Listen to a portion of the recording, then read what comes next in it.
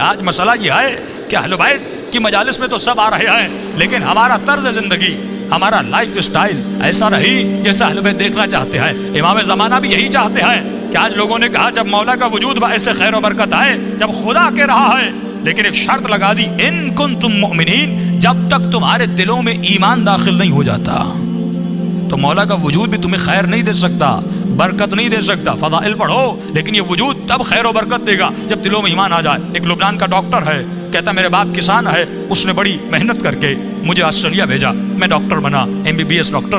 جب واپس آیا تنخواہ اچھی تھی، پڑھا لکھا تھا، لیکن کہتا ہے زندگی کے کچھ ایسے مسائل آئے کہ ان مسائل کی وجہ سے میں خودکشی کرنے چلا گیا۔ میں نے زہر لیا، پائزن لیا، گھر آیا، زہر کو کھانا چاہا، لیکن دروازے پہ دستک ہوئی۔ جب دروازہ کھولا تو میرے بچپن کا دوست گھر میں داخل ہوا۔ وہ جیسے گھر میں آیا، اس نے میز پہ زہر کو دیکھا، اے دوست یہ کیا کر رہے ہو؟ کہ زندگی کے مسائل نے تنگ کر دیا، پریشانیوں اور آلام نے حیرت میں ڈال دیا، بس یہی راستہ تھا کہ میں زہر کھا کے خود کو ختم کر دوں۔ کہ لیکن وہ پڑھا لکھا زیادہ نہیں تھا، لیکن اس میں روحانیت کی طاقت بہت زیادہ تھی، اسپریچول پاور بہت تھا۔ آج بچوں کا لیول پڑھائیے، او لیول پڑھائیے، لیکن اس کے ساتھ ساتھ ان کے روح کو بھی بلند کیجیے۔ آج ساری توجہ اس پر ہے کہ بچوں کو انجینئر بنانا ہے، ڈاکٹر بنانا ہے۔ ہاں بنائیے، اہل بیت منع نہیں کرتے۔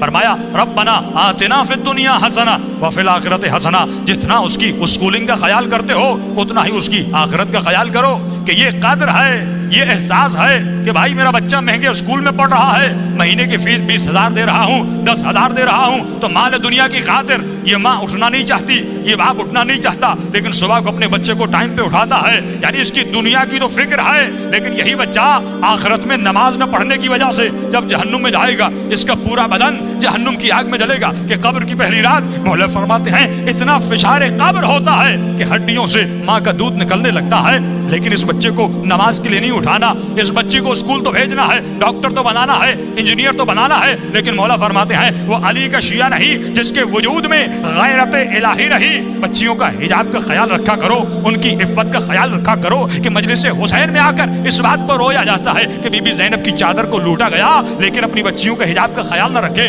اپنے بچوں کی غیرت کا خیال نہ رکھے۔ فرمائیے کب ہوگا؟ جب تمہارے ضمیر بیدار ہو جائیں گے، جب تمہارے دلوں میں ایمان داخل ہو جائے گا۔ اب اس ڈاکٹر کو سمجھانے لگا روحانی طریقے سے، موٹیویشن کی، یہ اپنی خودکشی سے منصرف ہو گیا۔ ایک مرتبہ صبح ہوئی، گھر گیا، اپنے باپ کو یہ ڈاکٹر کہتا ہے کہ بابا آپ نے تو مجھے کچھ پڑھایا ہی نہیں، آپ نے تو مجھے کچھ سکھایا ہی نہیں۔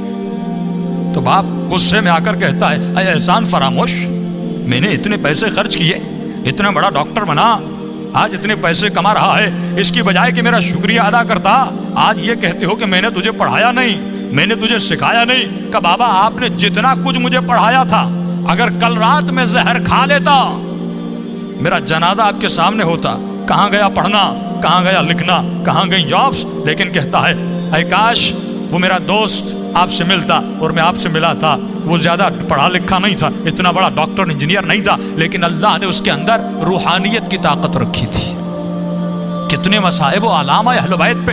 اہل بیت نے کبھی خودکشیاں نہیں کی، وہ کبھی ڈپریشن میں نہیں گئے، وہ کبھی پریشانیوں میں نہیں گئے۔ ہم کیوں پریشان ہو جاتے ہیں؟ کیونکہ ہماری روحانی طاقت بہت کم ہے، ہمارا اسپریچول پاور بہت کم ہے۔ میں کہوں گا مولا یہ طاقت کیسے بڑھے گی، یہ پاور کیسے بڑھے گا، یہ روحانیت کیسے بڑھے گی؟ تو یہی آیت الا بذکر اللہ تطمئن القلوب، فرمایا ہمیشہ اپنی زبانوں کو ذکر پروردگار عالم میں مشغول رکھا کرو۔ آج یہ زبانیں ذکر خدا میں مشغول نہیں۔ دیکھیے اذکار کا بہت فائدہ ہے، ذکر خدا انسان کو یاد خدا میں رکھتا ہے۔ آج مسئلہ یہ نہیں کہ کسی کو یہ نہیں پتا کہ نماز واجب ہے کہ نہیں، روزہ رکھنا واجب ہے کہ نہیں، اور ہم ممبر سے صدیوں سے یہ چیختے رہیں کہ روزہ رکھو، نماز پڑھو۔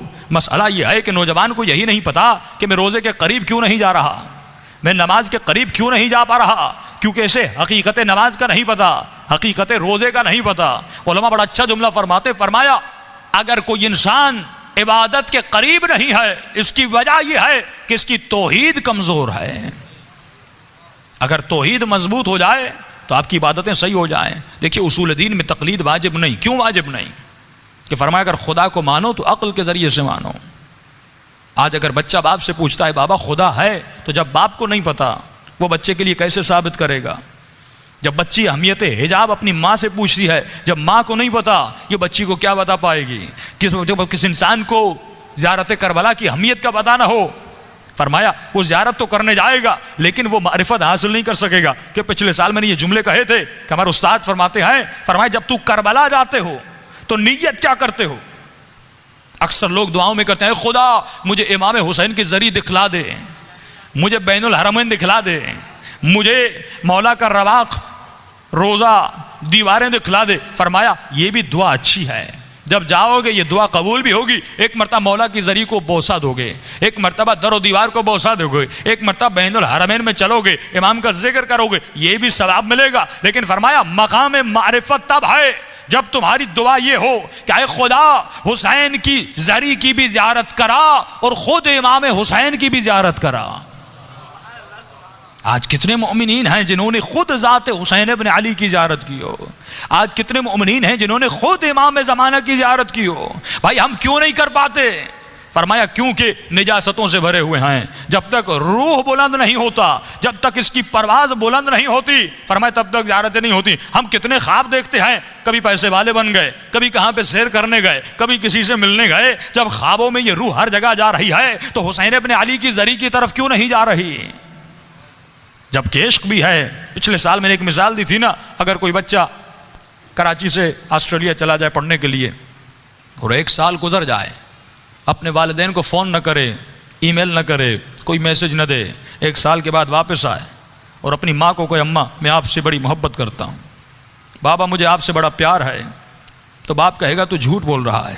اگر اتنی محبت تھی تو نے کوئی SMS نہیں کیا، تو نے کوئی ای میل نہیں کیا، پورا سال گزر گیا تو نے مجھے ایک فون تک نہیں کیا، تو تو جھوٹ بول رہا ہے. محبت کا تقاضا ہے کہ ارتباط ہونا چاہیے، محبت کا تقاضا ہے کہ رابطہ ہونا چاہیے، محبت کا تقاضا ہے کہ دیدار کا تقاضا ہو، کہ جس سے انسان محبت کرتا ہے اس سے بات کرنا چاہتا ہے، اسے دیکھنا چاہتا ہے، اسے گلے لگانا چاہتا ہے. فرمایا یہ محبت کا تقاضا ہے. تو یہ کیسا شیعہ ہے کہ 60 سال گزر گئے لیکن ابھی تک اپنے مولا کو نہیں دیکھا؟ یہ کیسا شیعہ ہے کہ 25 سال زندگی گزر گئی لیکن ابھی تک اپنے امام زمانہ کے چہرے کو نہیں دیکھا؟ ہم دنیاوی محبت جس سے کرتے ہیں، کتنے SMS کرتے ہیں، پیکیجز ختم ہو جاتے ہیں لیکن ہمارے روابط ختم نہیں ہوتے. لیکن وہی مولا، وہی آقا جو پردے غیب میں ہے، ہم نے کتنا رابطہ اپنے مولا کے ساتھ محکم کیا، کتنا رابطہ اپنے امام سے بنایا. دیکھیے مقصد ظہور امام کیا ہے؟ ایک ہی مقصد ہے کہ مولا کی حکومت قائم ہو جائے. یہی مقصد ہے نا کہ دنیا میں حکومت مہدوی قائم ہو جائے اور ہم مولا کو اس حکومت کے قائم کرنے میں مدد کریں. کہ دعا کرتے خدا ہمیں امام کے آوان اور انصار میں شریک فرما. انصار یعنی مدد کرنے والا.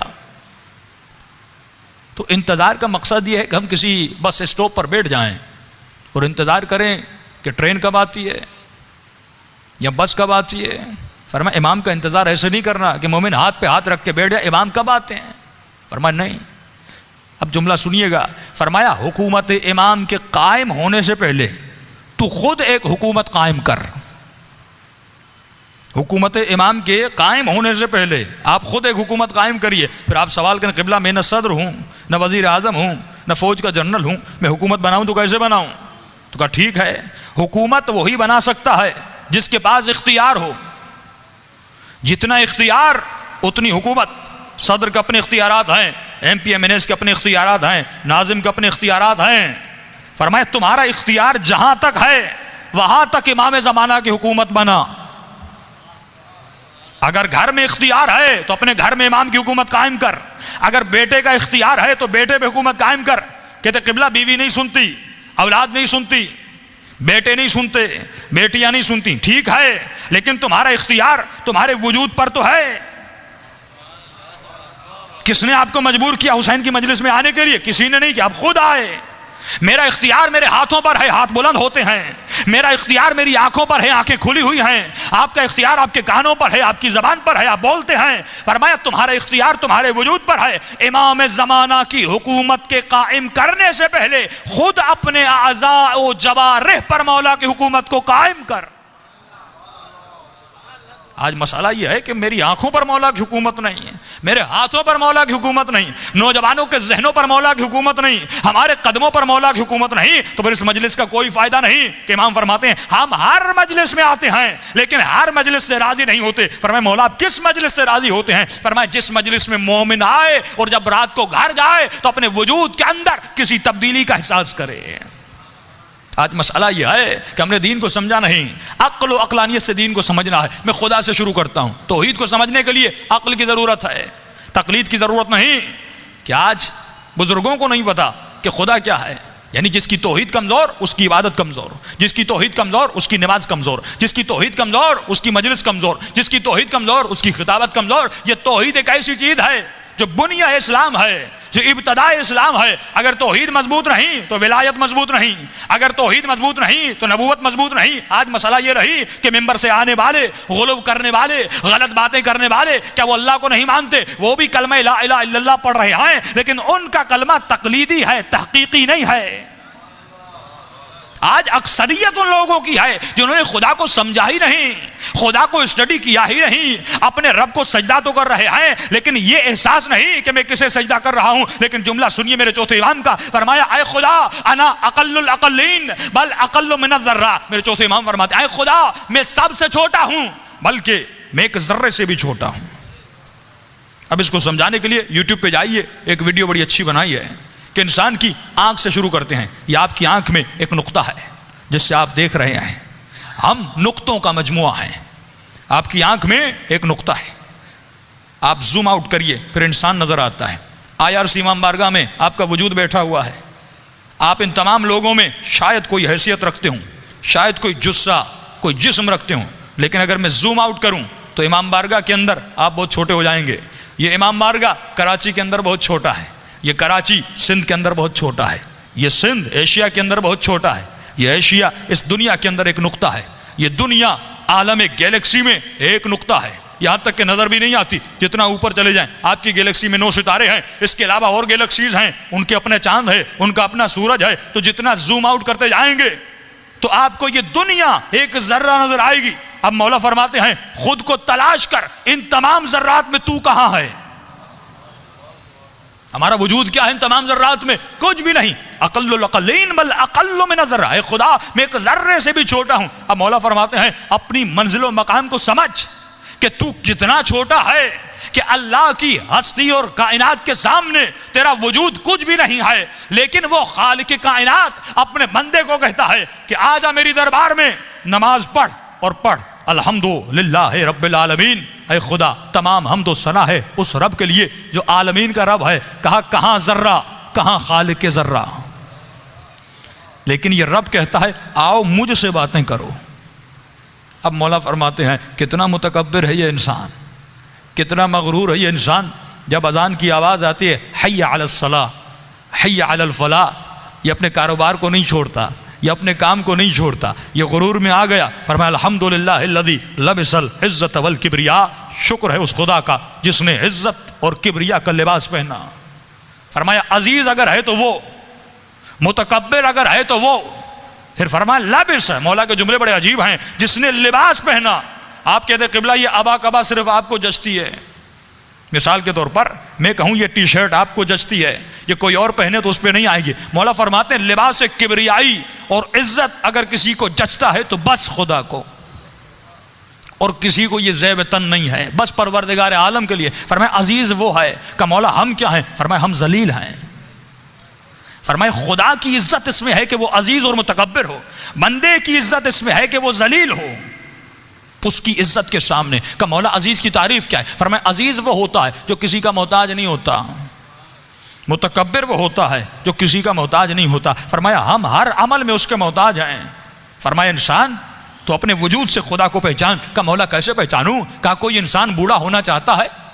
کوئی بوڑھاپے کی طرف جانا چاہتا ہے؟ کوئی نہیں جانا چاہتا۔ ہم تو رنگ لگا لگا کر اپنے بالوں کو کالا کرتے ہیں، اپنی داڑھیوں کو رنگ لگا لگا کر دنیا کو یہ دکھاتے ہیں ارے میں جوان ہوں، لیکن فرمایا وہ تجھے بڑھاپے کی طرف لے جاتا ہے تاکہ تجھے احساس دلاتا ہے کوئی ہے تیرے وجود میں، تیرے وجود میں تیرے اندر تبدیلی لانے والا، کوئی ہے تجھے بڑھاپے کی طرف لے جانے والا۔ وہ کون ہے؟ تیرا رب ہے۔ فرمایا اپنے رب کو پہچان، اپنے خدا کو پہچان۔ اور وہی پروردگار عالم رسول خدا جب جگہ سے گزر رہے ہیں، ایک بوڑھی خاتون ہے چرخہ چلا رہی. دیکھیے عقائد میں فرمایا قیامت کے دن جب خدا بندے سے یہ پوچھے گا تم نے میرا کلمہ کیوں پڑھا، یہی انسان جب مر جاتا ہے اسے ہلا ہلا کر سمجھایا جاتا ہے اسما وافہم من ربک، تیرا رب کون ہے، من کتابک، تیری کتاب کون ہے، من امامک، تیرا امام کون ہے. کہ مولا اسے ہلایا کیوں جاتا ہے جبکہ پوری زندگی کلمہ پڑھا، پوری زندگی نماز پڑھی، پوری زندگی اللہ کا نام لیا، لیکن ہلا ہلا کے بتایا جا رہا ہے. مولا فرماتے ہیں دنیا میں تجھے شوق لگتے ہیں، کبھی آپ کا ایکسیڈنٹ ہوتا ہے، سر پہ چوٹ لگتی ہے، فرمایا انسان تھوڑی دیر کے لیے بھول جاتا ہے کہ میں کون ہوں، میرا نام کیا ہے، کس شہر کا رہنے والا ہوں. فرمایا دنیا کا سب سے بڑا جھٹکا موت ہے. جب موت کا جھٹکا آتا ہے فرمایا انسان سب کچھ بھول جاتا ہے. اسے ہلا ہلا کر بتایا جاتا ہے تیرا رب کون ہے، تیرا آقا کون ہے، تیرا مولا کون ہے، تیری کتاب کون ہے. فرمایا جب قیامت کے دن سوال کیا جائے گا کہ انسان تم نے میرا کلمہ پڑھا تو کیوں پڑھا. اگر اس نے یہ کہا کہ پروردگارا میں نے تمہارا کلمہ اس لیے پڑھا کیونکہ میرے باپ نے کہا، میری ماں نے کہا، مسجد کے مولانا نے کہا، میرے محلے نے کہا، میرے ماحول نے کہا، اللہ کی آواز آئے گی یہ دلیل قابل قبول نہیں، کیونکہ مجھے عقائد میں تقلید آباء و اجداد پسند نہیں ہے. اگر تم یہ دلیل لاؤ گے کہ میں نے آباء و اجداد کی وجہ سے اے خدا تجھے مانا، تو فرمایا وہ بت پرست بھی یہی کہے گا اے خدا میں بت پرست بنا اپنے آباء و اجداد کی وجہ سے، کیونکہ میں عادل کی کرسی پر ہوں، میں عدالت پر بیٹھا ہوں. فرمایا پھر انصاف اس کے ساتھ بھی کرنا پڑے گا، انصاف تیرے ساتھ بھی کرنا پڑے گا. فرمایا عقل کے ذریعے مجھے مانو، فکر کے ذریعے مجھے مانو، سوچ کے ذریعے مجھے مانو، مجھے پرکھ کر سجدہ کرو، مجھے سمجھ کر سجدہ کرو. اگر میں تمہاری حالت سے اترتا ہوں تو میرا کلمہ پڑھو، لیکن اگر میں تمہاری سمجھ میں نہیں آتا میرا کلمہ نہ پڑھنا، مجھے سجدہ نہ کرنا. لیکن اگر کسی اور کو خدا بناتے ہو مجھے اتنا ضرور بتانا کہ تم نے اسے خدا کیوں بنایا. کیا وہ مجھ سے زیادہ علیم تھا، وہ مجھ سے زیادہ قدیر تھا، وہ مجھ سے زیادہ رحمان و رحیم تھا. فرمایا کوئی دلیل لانا کیونکہ میں نے تجھے عاقل بنایا. تبھی مولا علی فرماتے نحن ابناء الدلیل، ہم شیعہ و شیعیان علی ابن ابی طالب جو بات کرتے ہیں دلیل سے کرتے ہیں. آج کسی کے خلاف بات کرنے کی ضرورت نہیں ہے. مولا فرماتے ہمارے فضائل کو پڑھو، ہر چیز عیاں ہو جائے گی. اگر ہم پہلے ہوتا تھا کہ ہم مولا علی کی خلافت کو ثابت کرنے کے لیے مختلف حوالے دیتے تھے، علماء فرماتے ہیں آج وہ بھی ضرورت نہیں. آپ بس چند فضائل پڑھیں اور عقلانی دلائل دیں. اگر عقل رکھنے والا ہوگا وہ مولا علی کی ولایت کو مان جائے گا. ہم کبھی نہیں کہتے کہ نبی کے ممبر پر علی کو بٹھاؤ. ہمیں بھی اپنے امام کی تعریف کا حق ہے، انہیں بھی اپنے امام کی تعریف کا حق ہے. ہر انسان حق رکھتا ہے اپنے امام کی تعریف کرے. ہم کبھی نہیں کہتے نبی کے ممبر پر علی کو بٹھاؤ. ہم کبھی نہیں کہتے کہ نبی کے بعد علی کو مسند خلافت دو. ہم بس اتنا کہتے ہیں کہ نبی کے ممبر پر اسے بٹھاؤ، اسے بٹھاؤ. ایک اصول بناتے ہیں اسے بٹھاؤ جو کم از کم سلونی کا دعویٰ کرتا ہوا نظر آئے، کم از کم سلونی کا دعویٰ.